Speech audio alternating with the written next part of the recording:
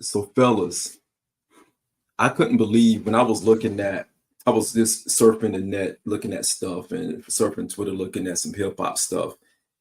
And I forgot how major September 29th, 1998 was when we had four amazing albums that dropped on the same day in 1998. You had J Volume 2, you had Black Star debut album, named Black Star, of course. You also had Aquemini that dropped, and you had the Love album from Tribe that dropped on that same day. I'm gonna be honest with you, fellas. In real time, I did not remember that. I don't remember that happening. What do you guys? Do you guys even remember that? Because I don't know how that went over my head. Like that's one of the biggest days of hip hop for those four albums to drop on the same day. Mind if I go, AG? Yeah, go ahead, cool. Fortunate enough to be working at a record store when all of Mhm. these albums are about to come out. And so working at a record store entails getting all the press release stuff and all the all the swag from the record labels. So I'm seeing the Aquemini and Volume 2 and Love Movement and Black Star posters coming in. I see the promo CDs coming in. An Aquemini promo CD and a Volume 2 promo CD did not come in, but a Black Star one Mhm. and a Love Movement one by the Tribe did. So I was actually able to listen to those albums early. Um, Mhm. I actually remember taking my paycheck and buying three of the four. I went Wow. and bought the Love Movement. I went and bought Aquemini, which was prerequisite and par for the course. And I went and bought Volume 2 as well. So I bought three of the four that day. Black Star is the one that I waited to go back and cop. I was one of those people that at the time, even though I didn't love the Tribe album, I felt a need to support A Tribe Called Quest because of what they had already contributed to hip Mhm. hop in my estimation. So I was not a big fan of the Love Movement, but I Mhm. actually did it to support A Tribe Called Quest, like the way I believe a Mhm. fan should support. And I'm thinking like, well, these are the people that made the Low End Theory and Midnight Marauders. Beats, Rhymes, and Life is a 1996 album. I think one of the problems with Beats, Rhymes, and Life is actually that it dropped in 96. Every Mhm. Because I year. think, Every year. yeah, because they made, to that point, their weakest album and maybe rap's best album making year ever, you know? Mhm.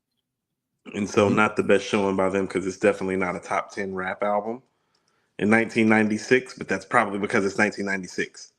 It probably would get some consideration in other years because it's still a really, really dope project. It's just not the Low End Theory of Midnight Marauders, you know? Yep. Mhm. Yep. So I bought the Love Movement.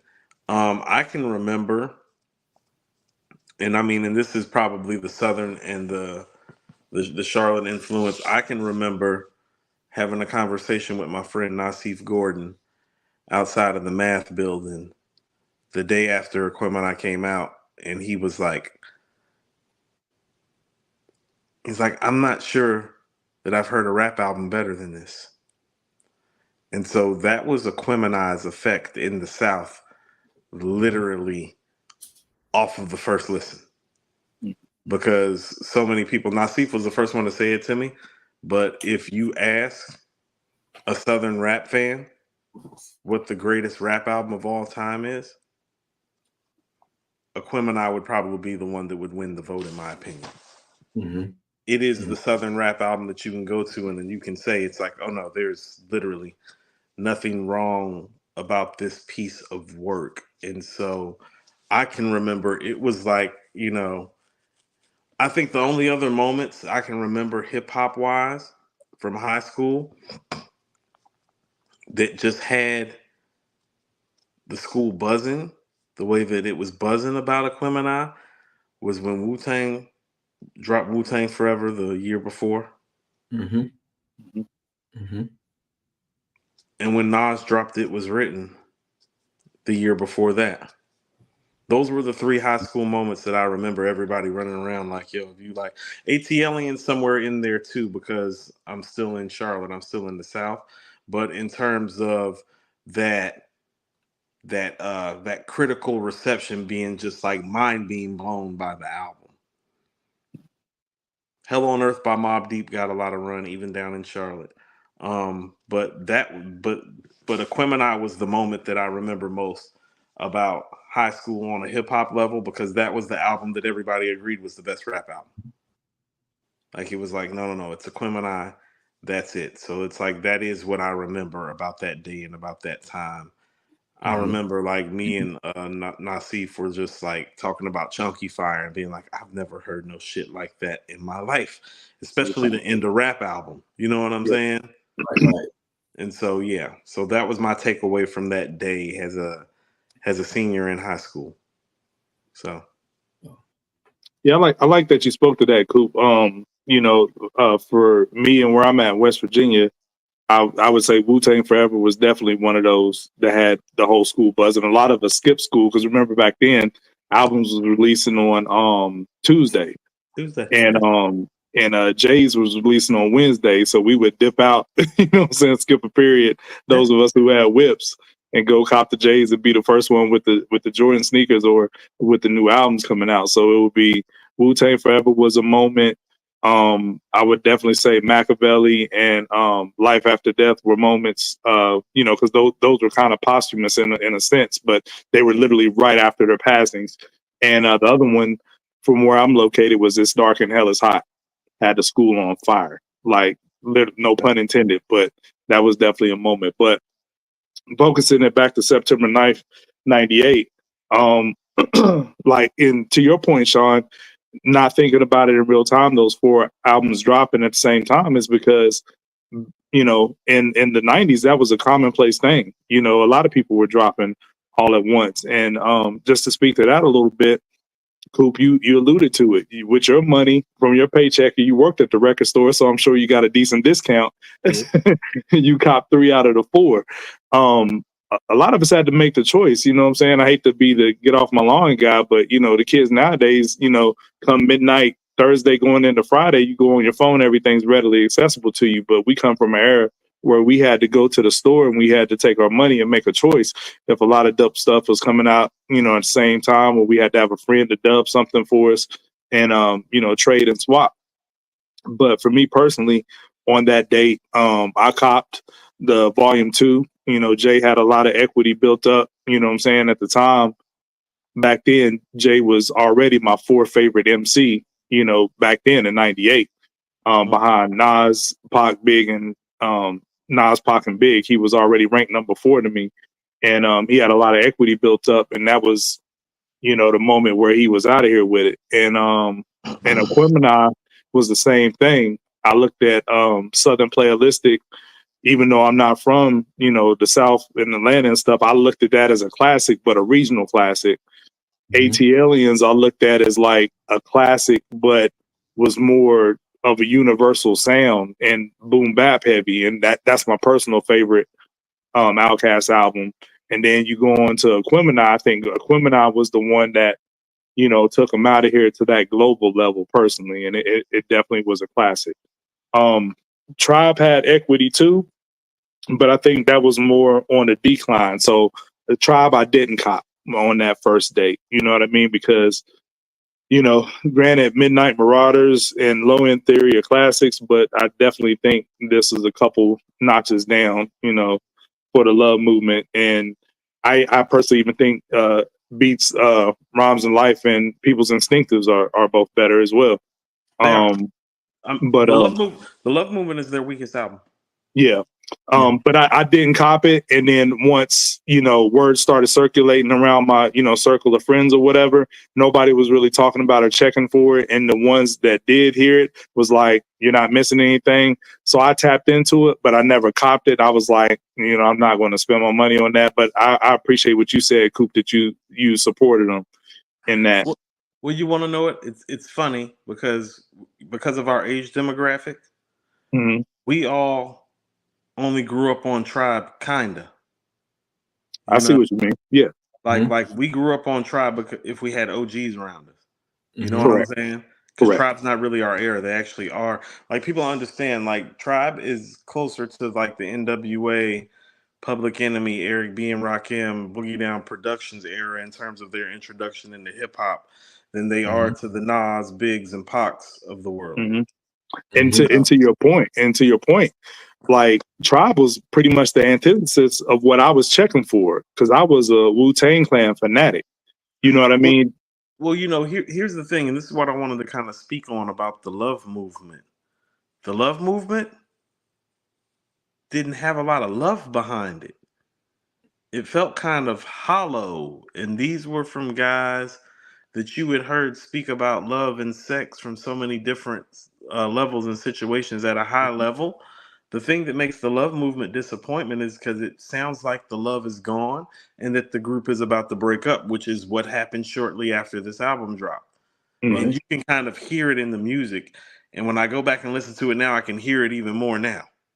Mhm. You know? They want that back now of their And this Yeah. is also, but Yeah. and this is the other side of it too. And this is what I mean about the difference when I was when we on Thursday when we talked about Metro with the beat making versus producing. Well, Dilla's on the love movement, Mhm. you know, but and the beats are fine, but this is what I mean about putting a project together. Oh, it don't sound like the beats on People's Instinctive or the Low End Theory or Midnight Marauders, because those beats are put together in a certain Mhm. way and then they flow together a certain way. There's more to it than you just being great with drums. Mhm. But I can remember being disappointed in the love movement. Like, this niggas my niggas grew up on. Mhm. Because this is 98. I'm not, I know what the low end theory is, more acquainted with Midnight Marauders at the time, but my when we go back and listen to stuff now, it's like, we like stuff, but our hip hop ear is just more further developed as we've gotten Yeah. older. These albums have had a chance to sit. And Right. so the younger version of me didn't realize like how large the gap was between a low end theory Midnight Marauders record versus the love movement that I see now. And I'm like, man, it's like, I don't even know if that's the same group. Right. And the sound aesthetic was 98 was still a changing of the guard. You That's know what I mean? Dilla. Because That's what I'm saying. That's when they yeah, started using Dilla more and stopped using Q-Tip more. And it's like, when Q-Tip is saying, oh, he's like me, but a better version of me, it's like maybe at making the beats or the drums. Like maybe. But overall, no. yeah, And the love movement is still one of those reasons why I don't have Dilla over even a Q-Tip all I time. don't either. And recipes to deal it, but different doesn't always equate to better. So Right. I I have a different spin on it, fellas, because 98, I was gearing up to go to boot camp. I went to boot camp in October. Actually October 10th is when I went to boot camp. And I mean, and you probably needed to go to boot camp given how you felt. no, man, Marine Corps boot camp was calling me, man. I was couldn't get out of that one. I was on my yeah, way to Paris Island, and salute to you, because that's some different stuff right there, boy. was, For I real. was I had just turned 18. I was bugging out like, oh, it's about to get real. But I was so into Wu-Tang at that time. I was still listening to Wu-Tang Forever. I was listening to Killer Army. I was listening to Sons of Man, Capadonna. I was still heavy in my Wu bag. And I'm be honest, and that's why we opened the show talking about September 29th, 1998. I forgot that those albums came out, especially Volume 2, because you You're got to that keep in heavy in the mind, woo bag?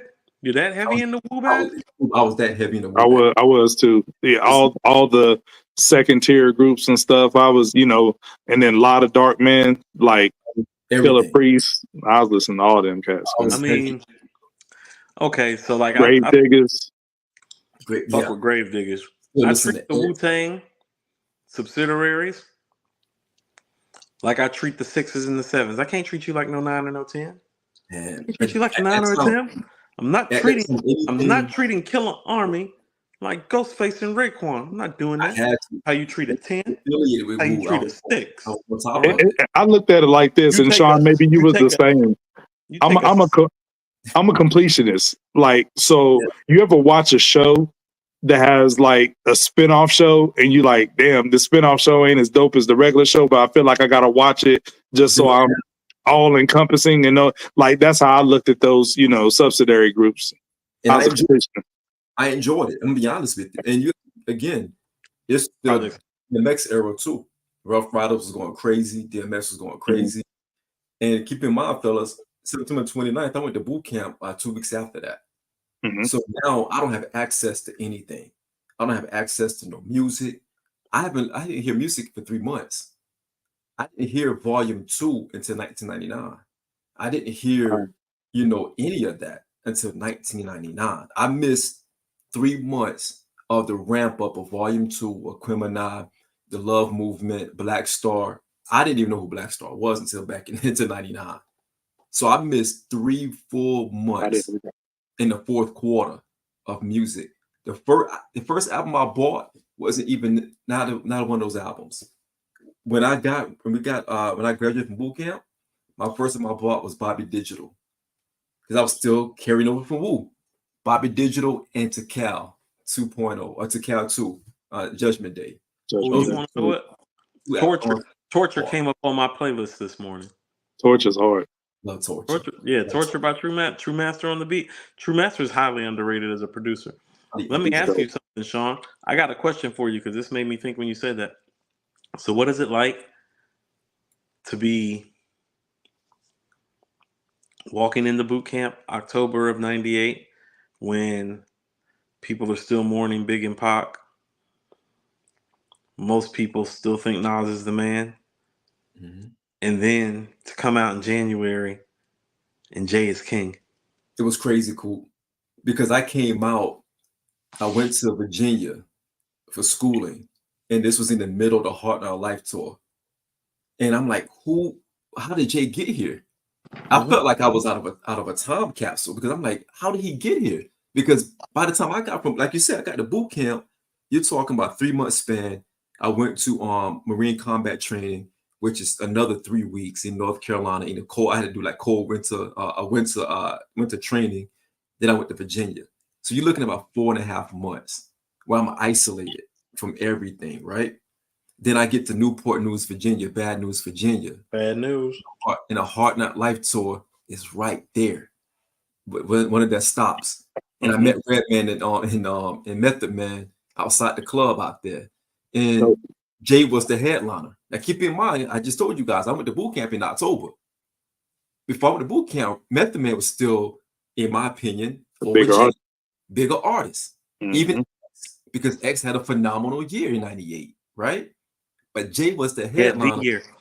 He had the year. And Jay was the headliner.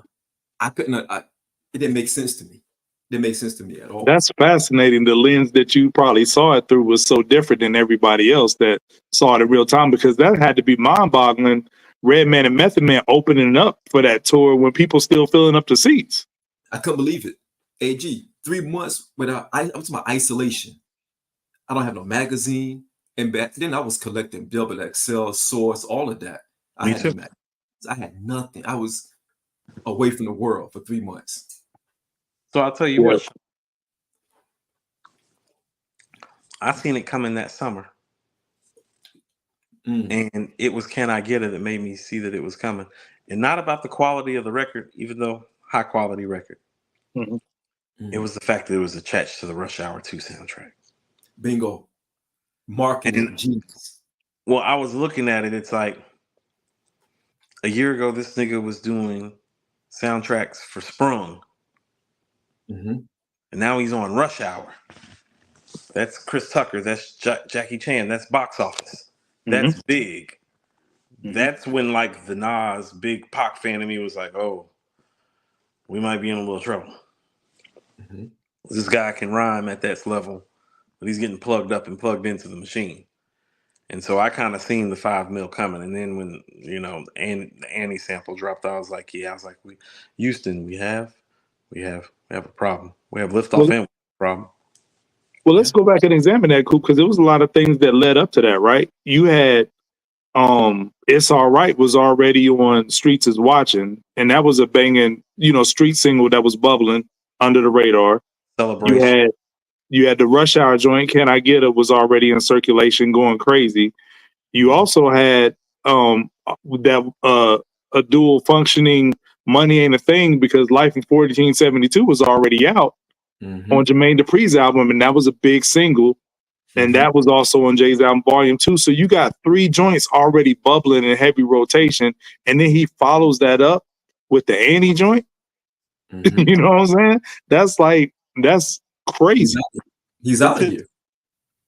Yeah. It's his best hustler move as a rapper. Yeah. Yeah. It was now or never. This His was back was against the wall. I'm about to say this was his real power move. Yeah. Yeah.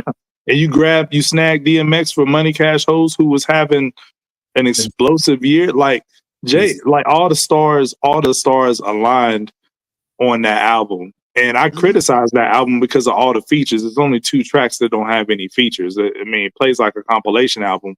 But I mean, to your point, Coop, it was smart. It was good marketing. Like, I mean, he was out of here after that. And, you know, that propelled Jay.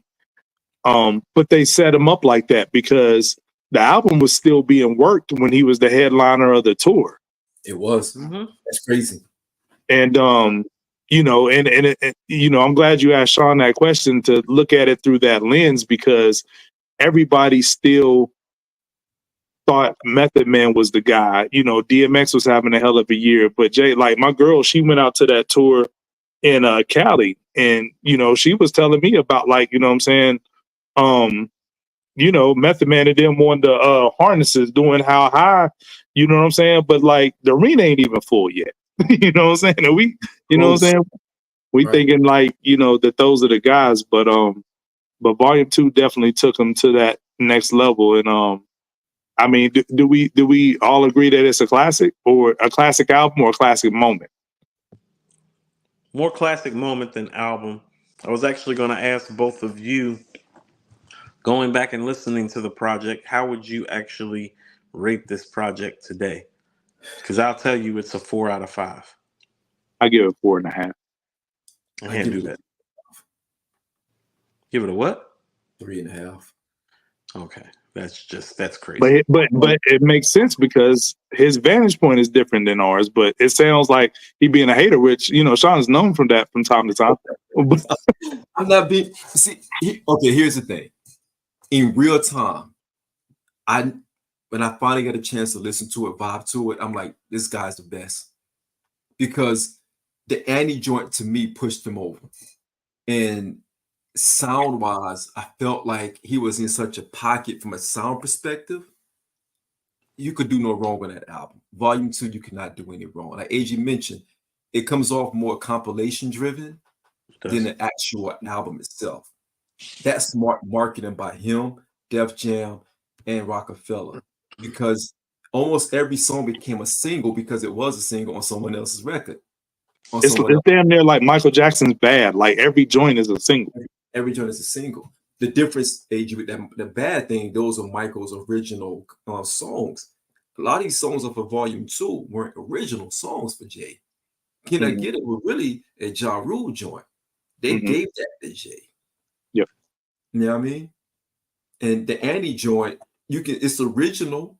He wasn't the first on it, but he got it. You can't erase that from him.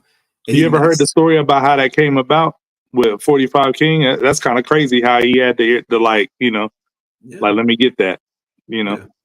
So I don't agree with you guys' you know, your rating for it. It's just that for me, when I listen to it now, it puts me back in 1998, which is okay. It's nostalgic, right? But I just felt like the legs for it, I just felt like it didn't have legs for me. It's too big and too impactful for his career for it to be less of. I'm with you, Coop. It's some of his bigger moments. Hard Knock Life, Nigga What, Nigga Who, Money Cash Hoes. Reservoir Dogs is like arguably a top 10 posse cut of all time. Reservoir Dogs. Okay. I love Reservoir Dogs. I don't love Reservoir Dogs the way everybody else does. I think niggas done started something, and 24 Hours to Live are superior posse cut records. They both got X. That's the difference, Baker. Yeah. Hey, I don't make the rules. let me ask you this though. This is something I think, I don't know if y'all will agree, but Coming of Age Part 2, in my opinion, arguably might be Jay's best concept record. Coming of Age Part 2. Best concept record might be. I've always felt like Coming of Age Part 2 might be the second best song on there after a week ago. I feel like a It- week ago. Yeah. Yeah.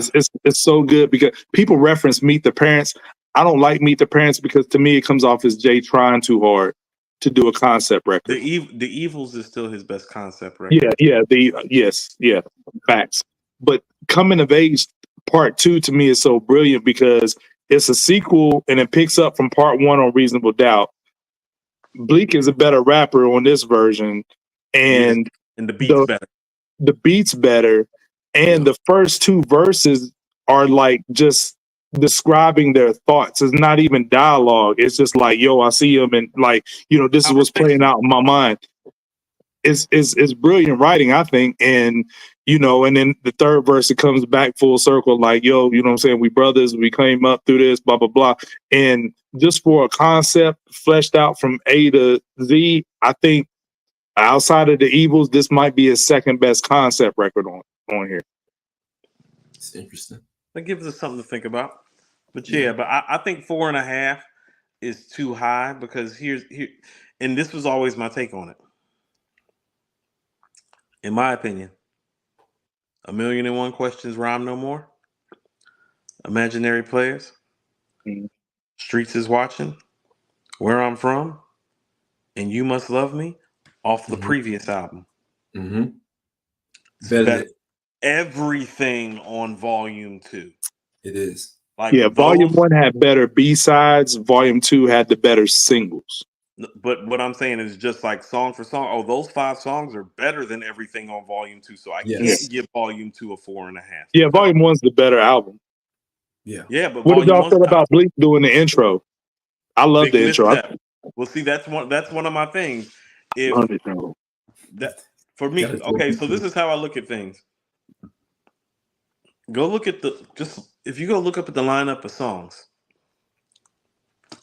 having Jay slide on that Primo track instead of Bleak sets you up for what could have been another Jay and Primo moment. Yes.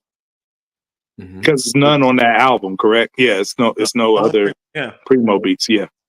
And I really feel like how about this? That beat is better than the So Ghetto beat. It is. Slightly. It is. Not by a lot, but it is. Yeah, it is. So we missed the potential moment of Primo and Jay sharing the stage for his biggest moment. So imagine the Primo and Jay joint then going into Hard Knock Life. That's those are the things that keep you from getting a 4.5 to a 5. But I can't fault him for trying to set Bleak up. You know what I'm saying? I think that was the play. You should have set him up on Volume 3. You and Bleak, man. This guy.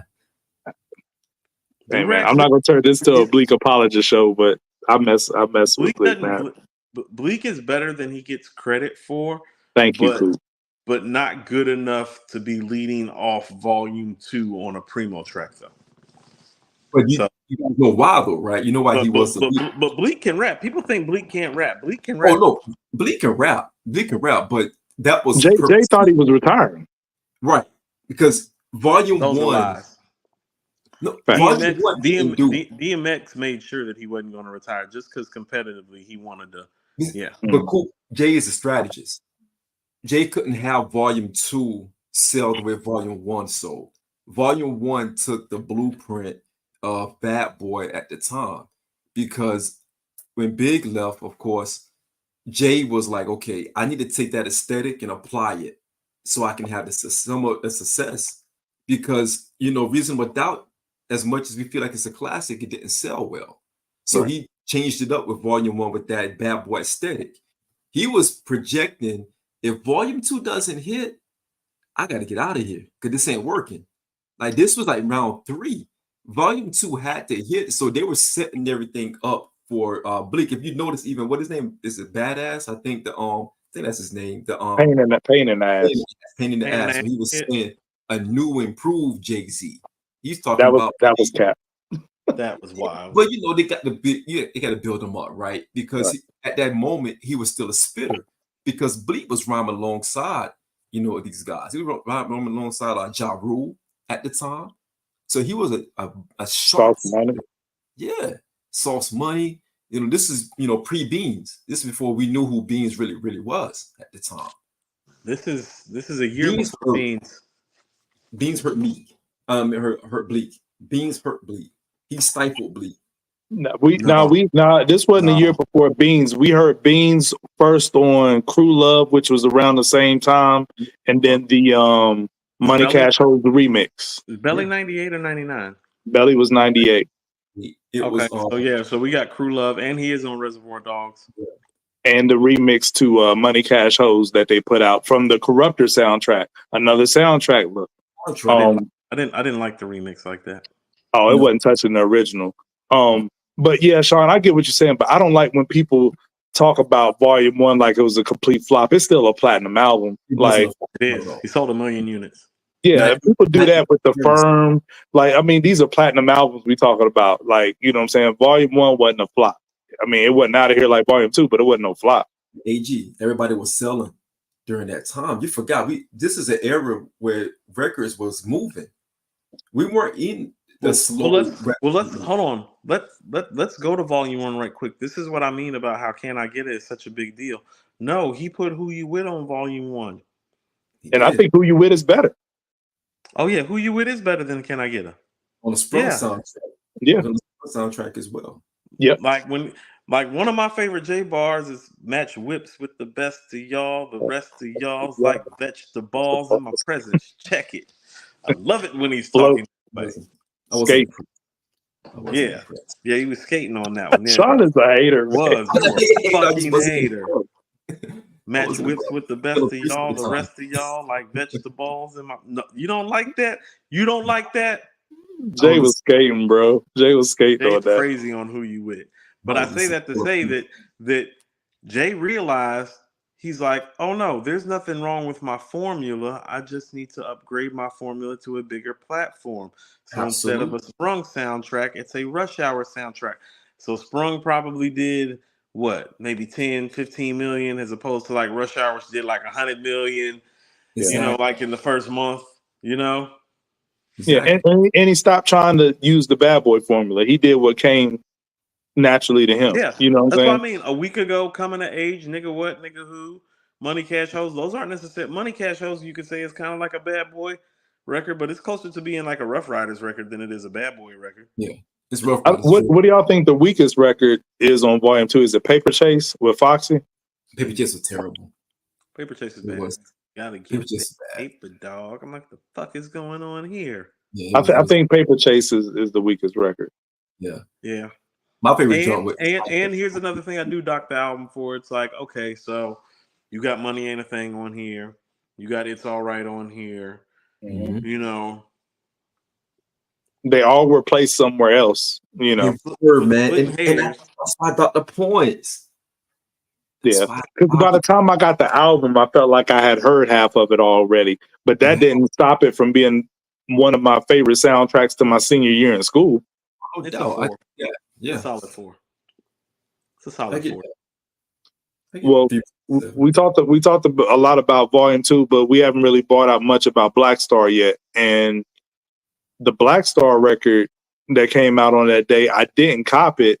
And you said, Sean, I didn't know who Black Star was, like you like ashamed of it. But I'm gonna keep it funky. Like, you know what I'm saying? I wasn't privy to Most and To Live then. The reason why I later, not on the release date, but later checked out the album, I kept seeing Respiration on BET. And I was already a Common Sense fan. And I was just like, yo, you know what I'm saying? Like, these guys rapping with Common, like, they killing it. You know what I'm saying? So that's what drew me to go out and cop the album. And I kept hearing like Definition and stuff on some mixtapes. And a couple of my friends had the album, so that's what led me to Black Star. But it wasn't the first day cop. And outside of like Common albums, this was the first quote unquote like maybe conscious album I had like really rocked with in that era. Outside of maybe the Roots, a couple years earlier with Ill Half-Life and stuff. Like I wasn't really in that conscious bag like that. You know what I mean? But Black Star's albums are arguably a classic too. I mean, it's a solid 4.5. Once again, gonna have to disagree. You say it's a 4? It's a 4 to me. Okay, I mean that's fair. I would lean. I would be more apt to give that a 4 instead of Jay-Z. You know what I'm saying? I think the Here, J is more towards 4.5. I feel like the J is better. The J is closer to a Mm-hmm. 4.5. You know, it's funny that you bring up Common being your selling point. Mm-hmm. I knew who Common was, but it was his verse on You and I Verse at War on Illadelph Half-Life that got me into Common. I didn't have a copy of Can I Borrow a Dollar or Resurrection, but I got One Day It'll All Make Sense, and a lot of it is because of what I heard on him spit on Illadelph in Mhm. '96. And so I feel like that crew in around that time, and here was my thing with the Black Star album, and here's why I'm telling you, like, it's just a 4, and that's like a maybe for me. Mhm. Let's go to the era in the style of music. Well, is it better than One Day It All Makes Sense? No, I don't think it is. No, Is it better than Philadelphia Half-Life? no, That's a hell no for me. No, Listen to what I'm about to say. Is it even better than Stakes is High by De La Soul? no, no. no. Not. Well, So if you keep it them, it's not better. To your point, it's not better than Black on Both Sides, and I don't think it's better than Train of Thought either. I think Train of Thought is a solid 5. I think Train of Thought and Black on Both Sides is better as well. Mm-hmm. So Mhm. yeah, I I see your prefer point. Black on Sides. I prefer Black on Both Sides to Train of Thought, but Give me that's Train just of me. Thought. Okay. High Tech. I think High Tech was masterful on that album, but I'll that's take neither here nor there. he If was you told peach. me that the production, if you told me that the production is better on High Tech and Talib, then like I'll tell you yes. But where most is rhyme wise on Black on Both Sides, it's just special. It really is. It Yeah. is. He's a better Yeah, MC than Talib. That's no secret. yeah. Everybody knows that. Mhm. It's just more effortless for him when he does it. So Absolutely. so look at all these albums that the Black Star album is around, and the reality of the matter is that the level of this album is closer to Beats, Rhymes, and Life by Tribe, which we kind of brought up a little bit Yeah. earlier. Okay. In tone, yeah. That's Tribe's fourth best album. Right. There's levels to it. Yeah, I feel what you're saying. So for me, the Black Star album is cool, but I was never as sold on the fanfare. And I know I've had some words maybe, and I've said some things that make people feel like I may have some sort of biases. But that's why I'm offering this objective analysis and comparative analysis of people who make in the same style of music around the same time that are doing a much better job at it. So my problem with the Black Star album isn't that the album isn't good, it's that your contemporaries are doing the same style of music better than you because they might be better than you. Like Black Thought might be better than you, Common might be better than you, and has a group in terms of a group coming together in terms of cohesion. Oh no, De La's still better than you in Hmm. their later stages. Tribe Called Quest is still better than you in their later stages. Right. Hmm. You Right. know, and so I Right. can see where I mean, and I know Most is a beast. I still think Black Thought and Common are better MCs than Most. Got Because more rim. outside of the pure talent perspective, like most might be more talented than both of them, but outside of the talent, there's nothing about the career or the bars or the songs or the moments that says that most is better than Common or Thought. Quite frankly, Mhm. not No, not over the long haul. So it's like, well, Thought and Common are the better MCs. De La and Tribe are the more cohesive groups. So Yeah. it just didn't seem as special to me as it did to everybody else. Even if you go to the Sound Bombing soundtrack, which they were kind of the poster child of, the highlight of the album is 1999 with fucking Common and Sadat X. You know what I'm saying? Once again, Common coming through. Yeah. Common right. coming through. So Yeah. it's like, so that's my take on the album. It's like, and I don't mean to like, you know, have any misgivings about the album. It just was never like that for me because I was very clear of what I was hearing from their contemporaries doing the same style Absolutely. of music. But you lumped it in that, like, Black Thought, Common, that I hate to put him in this box, but like the neo soul, like, conscious bag. But look at the personnel, because they were two top, well, maybe not top tier level MCs joining forces for an album. Mhm. But I think if it was a situation with a little bit more flair and fanfare behind it, because think if in '98, if AZ and Nas did an album, you know what I'm saying? It's like a different kind of energy around that versus Talib and most, you know what I'm saying, where like Sean said, like, yo, I wasn't even aware, like, you know what I'm saying, who these cats was. So I think it's unfair to look at them, you know what I'm saying, in a certain way when they were really pretty underground in 98. You know what I mean? I can see what you're saying with that, AG. I don't know if I articulated that well enough, but you know, you get my sentiment though. No, I get I'm a what little I'm a little indifferent with that because I look at it like when remember in Captain America, the Winter Soldier, when he came back and it was like, yo, this is a track list of songs you should be listening to, right? You've been going with for so long. That's how I felt when I came back home. Like, my homies were like, yo, here is what you should be listening to. And no one talked about this album. No one talked about Black Star. I know who most was, if I went to boot camp, but no one talked about Black Star because although they were underground, I still heard a lot of underground noise from others' music, right?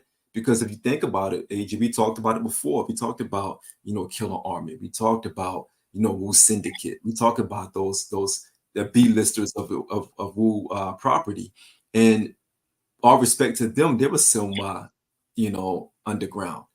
But the bug, but that's a conglomerate. That the Wu was a whole ass brand body in. You know what I'm saying? Yeah. That's different. They're a machine. They were like, no disrespect on quality of album, but to me, like Black Star coming together in '98 is like not even as much fanfare behind it, but with Ran and Conway coming together for their album that they just dropped. So let me ask you this: with that respect, then does that still you think about Helter Skelter came from Boot Camp Click? Okay. Right. Yeah. Rock and Rock. Yeah. Yep.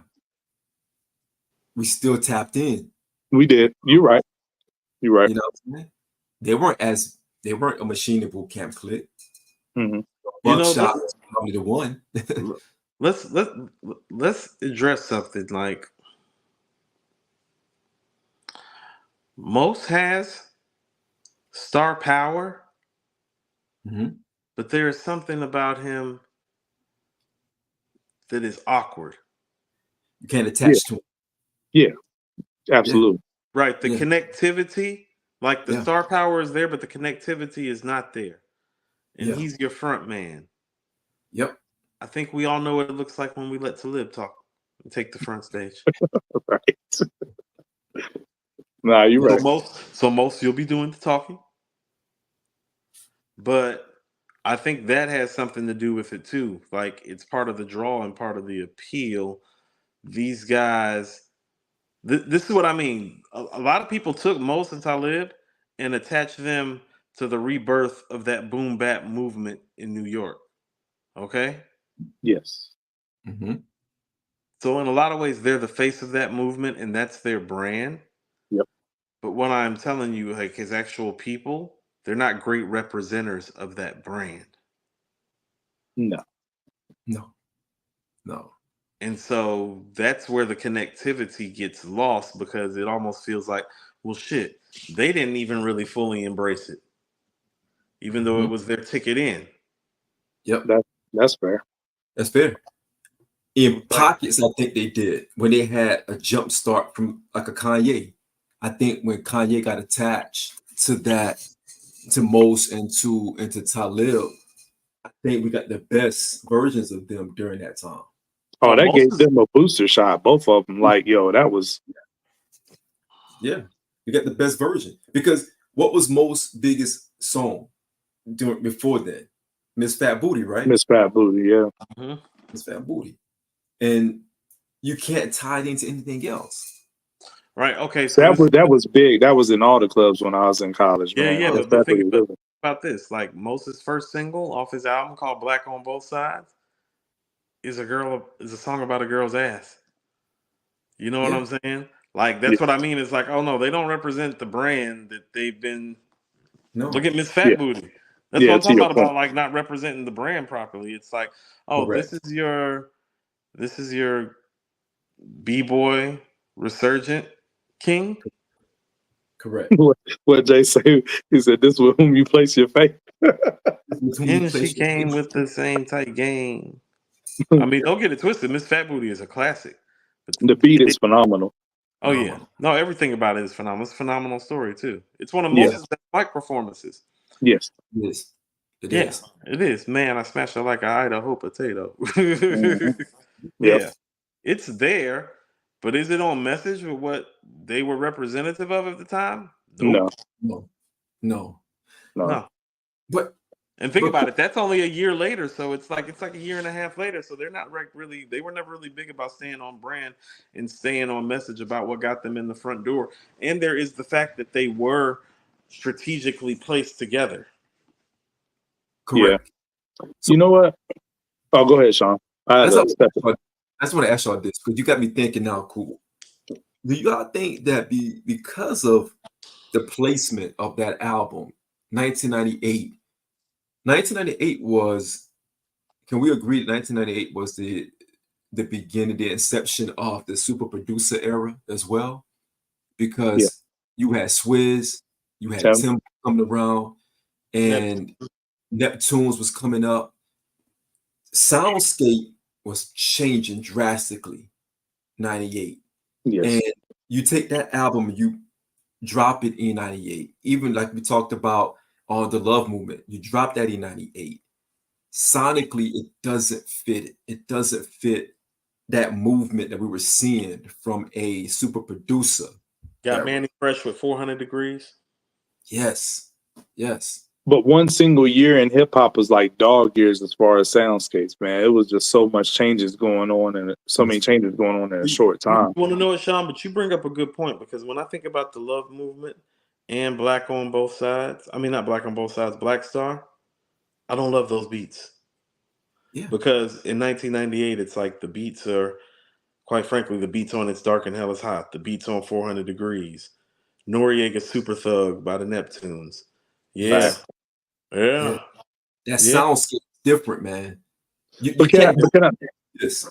but can I speak to that for a moment? Because this is what I was going to say. I love this conversation because one thing I don't think we get enough credit for our era. Look at these 4 albums that we're talking about. I think our music palette was way more versatile than we get credit for. Oh, absolutely. Because you know what I mean? Because we would like look at the range in that, like between Jay, Outkast, Tribe, and Black Star. Mhm. And you know what I'm saying? A lot of people copped all 4 albums on the same day and was running them, you know what I'm saying, back to back. So I think that we had a lot of versatility in our ear, and hip hop was changing and the sound was changing rapidly. But in a way, you could think some of these artists could get left behind, but it was still a lane for them. You know what I'm saying? Because, like, take for instance a Redman, right? Redman wasn't, you know what I'm saying? He still messed with Eric Sermon, but Eric Sermon wasn't part of the like super producer movement. But there was still a lane to like listen to Redman in. You know what I mean?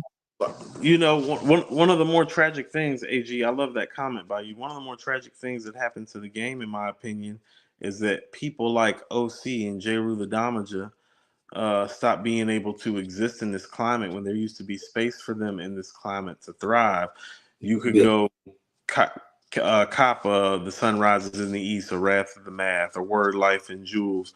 And those were Yeah, albums that still resonated with people. And because it still resonated with people, there was space made in this culture for the people. And so it does feel like, you know, in a lot of ways, some of this Wu-Tang stuff that y'all talking about has something to do with it, because it's like, well, when you had Bad Boy, it becomes such a big brand, Wu-Tang, such a big brand, Death Row, such a big brand. It started squeezing a lot of the smaller people out who were really, really dope. And so what true. Black Star really represented was the guys like a J. Rue and a OC kind of coming back to life a few years later, just in kind of like invigorating and re-energizing the game in that way. But it's just like, and I'm not being funny when I say this, what impact was really made culturally, like what culture shift took place from that, you know? Because if we're talking about the culture shift of it, well, the Roots in Common are the ones that did that too. Mm-hmm. It's it wasn't no major culture shift that Black Star did, but there's always place for a niche act, and I think they fit in that niche category. I can see It's that. You know, like I mean, and you can see how they got grouped and how they got cast. I mean, you know, most is on When Things Fall Apart a year later. Yeah. You know Yeah, what I'm and that whole getting pigeonholed, that whole Rockets thing was a movement on the low. It Well, I was a mean, movie, no, it was a big deal, and they're the poster childs of that movement. I'm just saying, Yeah. right? are they a proper representation of it? And how dope was the music actually? And The that's proper representation might be partly our fault for pigeonholing them in that because, Maybe you know, they're human just like everybody else. He might have wanted to make a, you know what I'm saying, record with a chick with a fat booty or whatever. But once you labeled a certain thing, because I've heard Common talk about this. He's like, I don't, you know, I'm not cool with always being the quote unquote conscious guy. Like, you know what I mean? right. So You want to pimp some hoes, slap some bitches? Got it. but they had to compete. Let me do this for you guys. Now I'm looking at this myself. I just Googled it. 1998. I'm not gonna make it long, but the lots came out with Money Power Respect in January. Kicked the year off, right? So follow me here. Then you had Capadonna in March with The Pillage. fire. Think about the soundscape. You had Moment of Truth by Gangstar in March. Moment of Smith truth. and Wesson, Rude Look, good Awakening. night. Good night. Same The problem with them in '98 is right there. The Moment of Truth by Gangstar. is That's what I'm saying. It's like, oh no, yeah. they sound And fresher than you. that's just the first quarter. They're 8 years in. First, that's the Yeah. first quarter. The only album I got better than Moment of Truth in '98 is probably As Dark and Hell Is Hot, to be honest. Now I keep in think mind, came Aquemini. out too. Oh yeah, Aquemini. Shit, we talking about Aquemini. I forgot about it. Yeah. Capital Punishment came out in April, Capital Fire. Punishment better. and See, that's why then I'm telling you it's barely a 4, because to me, I'm not sure if Capital Punishment is a 4.5. that's my point. Too many skits and songs, but I give it a 4.5 still. Pushing it for me. His bar work is just too crazy on there, and he was great at making songs, so I gotta give him a 4.5. No, songs Fat when Joe, Don Cartagena, '98 as well. Yeah, Death Squad El Nino came out '98. I love El Nino. One of the most slept on, underrated albums of all time, in my opinion. It is. So you want to know what I would love? And we were talking about this in the previous show. If Nicki, Wayne, and Drake were to do an El Nino style album, it's like, no, not a lot, nothing too heavy. You niggas got 3 minutes on every record. You got 16 bars, nigga. Yep. 16. Get in, get out. The game needs it. Yeah. Yeah. I think El Nino is better. Is probably the best thing to come out of the Def Squad camp in time, with the exception of Muddy Waters and There's a Dark Side, in my opinion. El Nino's highly I'm not slept mad at that. Hell, it's like no. Now, fellas, check this out. This is where it gets tricky because, and we talked about Lauryn Hill on our previous show. Miseducation came out August 25th. Mhm. Think about that tidal wave you have to go up against. You're going up against that tidal wave of miseducation. Yeah. Okay. Nori is '98 too. Yeah. Nori's 98. Nori's right after that. Nori came out. 98's a great year. 90s is a slept on Sneaky good year. Sneaky good. We might need to talk about 98. You want to We know? didn't station head on '98, didn't we, Sean? I think we did. We might need to rank the best albums. We might need to make one of our press playlists the best rap albums of '98. That might be one of the first like press play rap lists we make. Well, let's each take songs from '98. You know what I'm saying? But that'd be fire. I might do that next Thursday. That might be the one right there. Yeah, like no that. doubt. I'm with that. Yeah. We'll do a press play on '98 next year. I mean next week. Facts. We'll get together, make sure our songs don't overlap, so we can come up with a hell of a 21 track playlist for '98. So I doubt our songs are going to overlap. I mean, we got a lot to pick from. Well, you know, Sean's just going to pick everybody from Queens and Brooklyn. I'm picking everything from Wu-Tang, 98. Right. Y'all don't have to worry about Sean thought he was from Staten. Y'all don't have to worry about me picking anything from The Pillage. The album's overrated. Oh no. Man, the first 5 songs it's underrated. People slept on it because there wasn't enough Rizzo on there, but that True Master and all, man, bro, come on now. That's not even my problem. My problem is they put Inspector Deck on hold for Capadonna, and I don't play those types I of mean, games. life ain't fair a lot of times. I don't play those I games. didn't like the Cap was coming heavy off of Cuban Link 96. No, I'm sorry, like Iron 90, Man. 95 and then Iron Man 96. Hmm. Cap was on He fire. was hot. He was Blazing hot. hot. Remember Winter Wars record deal worth the record deal alone. they said we need that guy right now. Yeah. Figuring it Deck, out. Yes. Deck I is get it. probably Deck is the second best MC on Wu-Tang Forever after Ghost. Yeah, and Deck is my favorite, but I just hate to Between admit Deck and Meth. Kappa Between was Deck and hotter in Meth. '98. Decker Meth on Wu-Tang Forever is second to Ghost. Like I say Deck, and I think Ray's third, and I put Meth fourth. same I think four. So I Ray's have the number same four you do, AG, but put them in order. But you know who's not in that order? Fucking Capadonna. That's who's not in that order. Because he was a featured artist. He was only on 5 tracks on Forever. We can't do that. It wasn't for him, Coop. It wasn't for him. And I'm a man, Wu-Tang Forever was like my joint, man. That's all. Now That's, I came to the fork in the road and went straight. yeah. That's one of the best bars to start off a song in rap. Yes. It is. Kappa was blazing hot during that time. Like, you know, and Deck had cooled off. Like, if we're being real, cooled off. Deck had a solo record on Wu-Tang Forever for a reason, guys. He did. Yeah, he produced it too. Like, you know what I'm saying? And then he had the Triumph verse, so let me not do that. But Kappa just had more emotion at that time, if we're being real. Kappa's the flashier guy, for sure. Yes. Absolutely. Ice Cream, like, Kappa was out of here, bro. Wu-Wear, Kappa was everywhere during this time. And I'm be honest, I don't know, keep going this rabbit hole. Y'all got to be hyped for this on Wu Talk. But I think what hurt for me, I wanted to see Ghost and Ray on a cover of on the cover of Pillage. I felt like that could have been a trilogy. You got Cuban Link, Iron Man, and you finish it off with the Pillage. This is why you sound crazy, because to think I'm rolling. I'm not. I'm rolling on the ground, laughing. Rolling on the ground, laughing. No, ain't no trilogy. That album ain't. There's nothing about that album that puts it in even Iron Man level. Damn sure not Purple Tape level. This is wild. All right, what do you got between the Pillage and Uncontrolled Substance? This is a crazy rabbit hole. No, Pillage is the better album. Pillage is the better album. The Pillage or Tikal? Tikal. I disagree. I don't.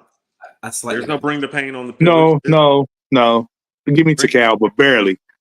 Pain, the highs on Tikal is high. Way too high. Way too high. Mr. Sandman, Release Your Delf? No. Biscuits is crazy too. Biscuits is crazy. That beat the Biscuits is one of the RZA's best beats nobody talks about. Yeah. Tikal just so dark, man. I gotta be in a certain mood to listen to Tikal. You do. It's trippy. It's trippy. It is. Yeah.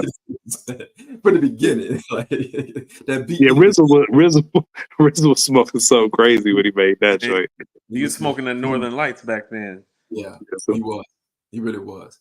Yo, these the best conversations, man. These are the best. Because we don't talk about 98 like that. And I was trying to paint the picture of what they had to deal with, Black Star had to deal with. Because you still had Confessions of Fire. You know, we were still the carryover from 97 was still linked to 98. Because Mace was still Mace in 98. You know what I mean? Okay. So I mean, you still had Life After Death carry over into 98. You still had carry over into 98. So you have massive albums still carrying over into 98. And then let's talk about the tail end of 98. We didn't even bring up Flesh of My Flesh, Blood of My Blood. What I'm saying. It's a lot going on. Master Flex Volume 3. Yet The Professional came out in the fourth quarter. Those Clue tapes was crazy. That was the first Professional. That came out The Firm, say what you want, but The Firm was 98. Firm was? Firm 98? No, 97. Yeah, October of 97. You're right. Yeah. Yeah, damn. But yeah, 98 was stacked. It was stacked. No, it was, yeah. We should go back. So, real quick, just kind of ending this talk somewhere where we started. I know I did some Aquemini thoughts, but what were y'all's thoughts on Aquemini and what would you rate it? Because I would give Aquemini a perfect score till this day. And also, too, how many rap albums have been made that are better than Aquemini to you? since Mm. or just period? Both. Yeah. Okay. As far as rating, that's easy. It's a 5. It's their best album objectively, but it's not my favorite Tribe album. I like ATLiens better, but they're Okay. better artists, more well-rounded on Aquemini. They're better rappers too. I think Andre's a little bit better on ATLiens, but I'm not going to argue with He's you. more traditionally lyrical, but he's not better. Cause how about this? Like his flow is way sicker on Aquemini. Yeah, I think to me, that's like the Illmatic, it was written argument. Like he's Right. more polished on Aquemini than ATLiens. Like Nas is more polished on It Was Written than Illmatic. Like how about this? The shit that he did on the Aquemini record, like writing wise and then flow wise, it's like, oh no, that guy was flashing on ATLiens. That guy's there on Aquemini. I can get with that. I can get with that. He's not flashing. It's like, oh no, he's there. He's got it. He's got it down to he's got his science down on Aquemini. Yeah. What you got, Sean? I would think I'm bugging. I'm be honest. Aquemini is not one of my favorite ones. I like ATLiens better, and I rate Aquemini around the 4 mark. I'm be honest. You are a tough critic tonight, man. You gave volume 2 or 3.5, and You're giving Aquemini a 4. What did you give Black Star? What did you give Black Star? What's that? Black What Star? did you give? Yeah, what did you give at? 3.5. You're giving Hell, what do you give Tribe? A 2? A 4? A 3. You're giving Aquemini a 4. Yeah, I would go 4.5. I'll go 4.5. But again, I preference where my ear was at that time. I'm keeping it a buck. I'm keeping it a buck. I don't disagree with y'all rating. I'm just saying where my ear was at that time. In that time, my ear could not appreciate Aquemini the way I appreciate it years later. Okay, but he was asking, what do you rate it now, though? Now I still got it at maybe I would give it a 4.5. I can't give it a perfect. I can't give it a perfect 5. What is the album missing? I don't even know. That's the thing. It just It just doesn't sit with you. It doesn't sit with me. It's hard for me to circle back and say, man, I just can't. Is it a regional thing? I think it is. If I'm being completely honest, I think it's a regional thing. I can take regional bias. I can accept regional bias. But for me, and this is what I'll tell you about Aquemini, and then we can kind of get out of here, and unless y'all have some closing thoughts. Aquemini is one of those albums, very much like an Illmatic or The Chronic, in my opinion. It don't matter what region it got made in and what your regional biases are. That's a quality ass hip hop record. Mm-hmm. Yeah. So I feel like it's one of those albums that kind of transcends those regional boundaries. That's why I have it so high. It's cool. Let me ask this, because you asked the question, what albums have been better? And I think that would take some like thinking, you know what I mean, and parsing through a lot of albums, which, you know what I'm saying, we're trying to get up out of here. But this is, since you asked it, it's something you evidently thought about it. So from 90, we won't say all time, but from 98 to now, what albums, if any, do you think is better than Aquemini? Get Rich or Die Trying was the only one that came to mind that I could say unequivocally is probably better. And I still prefer Aquemini to Get Rich or Die Trying, but just objectively speaking, I would say Get Rich or Die Trying is the album that comes to mind. I know Blueprint. I know Sean's gonna say Supreme Clientele. No, I don't think the Blueprint's better than I don't. Aquemini doesn't have no Jigga That Nigga Jigga and Hola Ho Vito on it. It doesn't. Okay. Yeah. So yeah, I would tell you, Get Rich or Die Trying is the album that comes to mind. My beautiful dark Twisted Fantasy and Good Kid, Mad City both crossed my mind, but I don't think either one of those albums are better than Aquemini. Stillmatic? No. For me, it is. Braveheart Party. Not letting that go. Made Braveheart Party. Made Braveheart Party. Put it on the album. The Fix? No. Songs aren't classic enough. Not as classic. Think about this. Okay. This is Aquemini. It's got the art of storytelling on there. Slick Rick named the whole album after that. Yeah, I'm Only with you. I'm just Odie. naming other 5 mic albums that On the got 5 bar. mics that's Do it on could the be in the bar. conversation. I'm gonna have to Yeah. listen to it. Yeah, I'm gonna listen Oh, I to feel it. you. Oh, I Yeah. feel you. Moment of Truth and It's Dark and Hell is Hot came out earlier that year. Before, yeah. Yeah. No. That's tough to deal with, man. Yeah. You feel like this is funny. You feel like about Aquemini how I feel about Life After Death, because to me, I don't think it's been an album as good as Life After Death after '97. Hold on, say that again. But to me, like Coop, the only album he can see putting with Aquemini after '98 is 50's album, Get Rich or Die Trying. I feel the same way about Big in '97 with Life After Death. I don't think it's been an album to match Life After Death since then in 27 years. I don't think there's been an album that has the mic performance that Life After Death has since Life After Death was made, but I do feel like albums have been better. I do too. I'm not. But it's the best mic performance. It's the last Michael Jordan, like all-time great level mic performance. I told you, let the rhythm hit him. It was written Life After Death. Yeah, Big was in a different place at that time. He was out of here, man. He was out of Yeah, here. he was gone. Yeah. He was gone. Production-wise, I've always struggled with Life After Death overall production. There were some joints on there that I just felt like it was just too Bad Boy-esque. The Stevie J joint. Shout out to Stevie J. Nah, you don't mess with the Hitman like that. But you had RZA and Havoc on there too. Standouts. No, I think Life After Death's Premier? biggest attraction is this also its biggest flaw is that Big is doing everything so well that they're literally trying everything.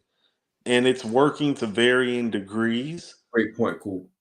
But what I will tell you is that the varying degrees let you know still that some of the stuff still could have been cut, I think is the thing.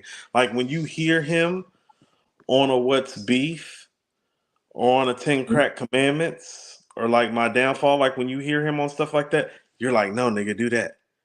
Mm-hmm. You know what I'm saying? And so when he doesn't hit the mark on some of the singles, like I don't care what you say, it's like Nasty Boy, he's rapping his ass off, but that's not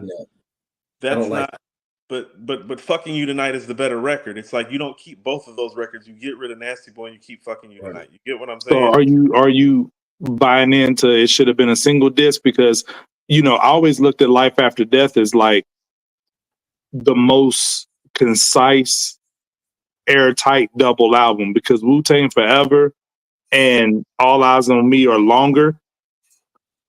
But I think that Life After Death packs more of a punch and less songs than both of those. So you're saying it needed to be cut down even further?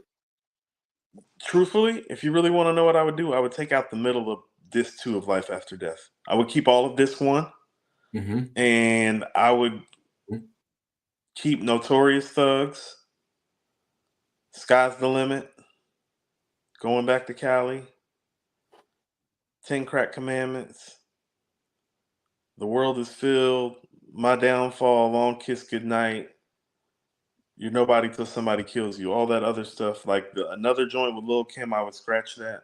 That's the weakest record on there. Nasty Boy, scratch that. Play a Hater, scratch that.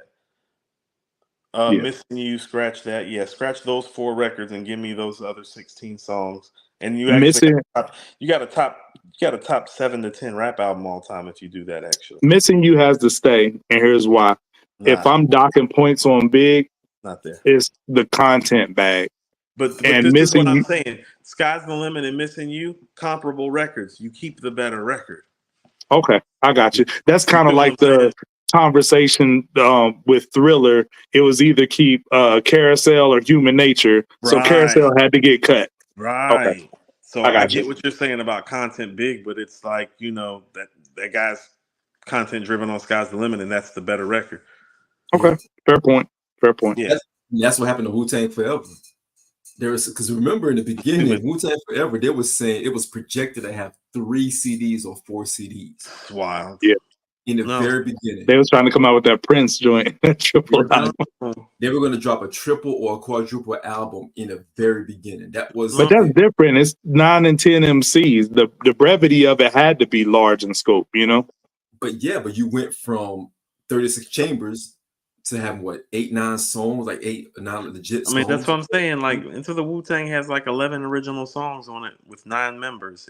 And it But works. they don't follow any rules. Wu-Tang don't have no particular format or rules that they follow. They just did 10 niggas on one song. Like, you know what I mean? Like, Beautiful thing about it.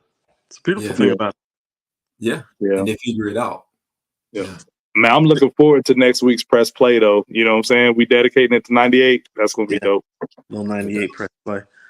All right. Well, fellas, it's about time to get up out of here. Make sure you all are clicking like, share, and subscribe to the page. Make sure you follow us on Twitter, TikTok, Facebook. We're everywhere we need to be. We got merch coming soon. We got this show November 8th in Shelby, North Carolina. We're going to have details and flyers and promo for that coming soon. Shout out to LT. This has been another episode of Brunch on Sunday, guys. Yes, sir. All right. Peace. Peace. Later.